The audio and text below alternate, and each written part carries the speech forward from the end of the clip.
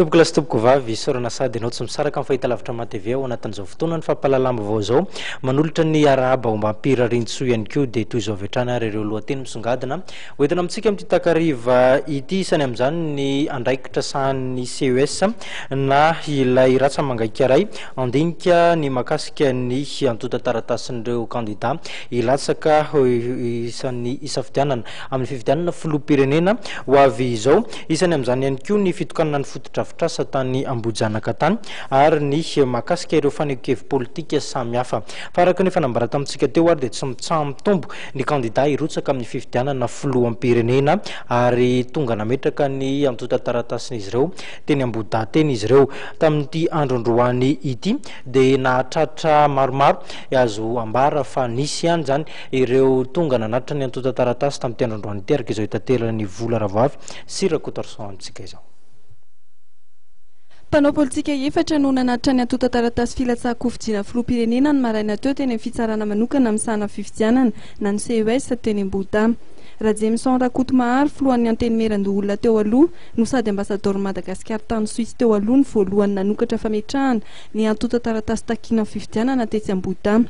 Ity kandidaty izay anisan'ny nandray anjara feno tamin'ny dinika savaranandro nataon'ny FFKM teny Ivato ary no amafisiny fa tsy mbola nisy ny fanapa-kevitra izay niraisin'ny FFKM mikasika amin'ny fanemorana ny datim-pifidianana tao anatin'iny dinika iny.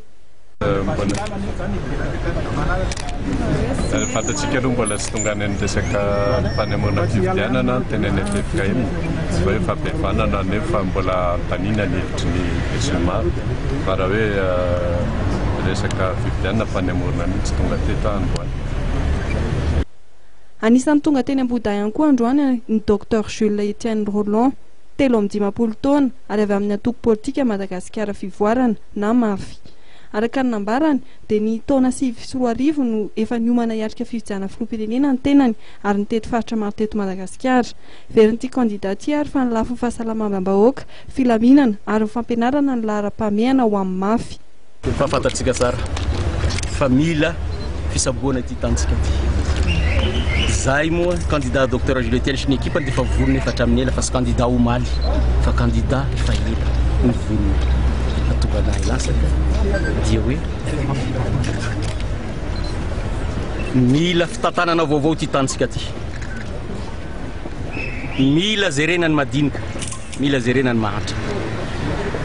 Zay natonga lasaka. Voninahitra Jean Eugène avy amin'ny anaran'le zasy ny candidat fahatelo tonga teny amin'ny CES Ambohidahy maraina teo.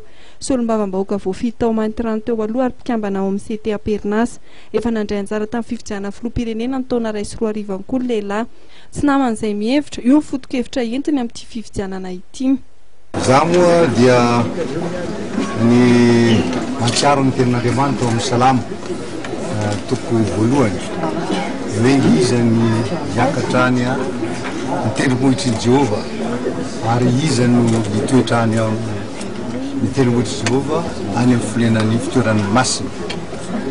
Zany hoe midika zany fa ty firenentsika ty dia mitady olona matahotra an'Andriamanitra, olona mivavaka ary satria firenentsika hatramin'izay dia saika olona mivavabavaka fa tsy tena mivavaka no mitondra azy ary mitako koa ty firenena ty olona tena mpanao politika matianina.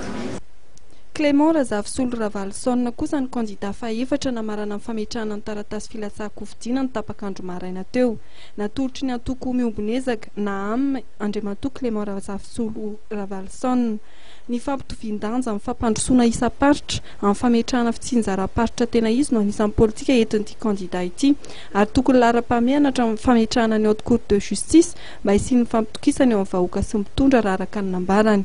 Fa manana didy eo amin'ny firenena ny tenanay raha ohatra ka nitsaikefa politika ifanaraganay efa tsy mampanderitreritra hoe voalaza foana fa hoe io ny arenantsika malagasy fa maninona ny sarababem-bahoaka mahatra. Zay zany tsy nampanderitreritra nay nefa zay mahita vahaolana mitsaikefa zay nananay zay natonga anay resaka ahatra hoe allo mandray andraikitra fa raha ifampiandretra tsika manakavy dia niteo ihany.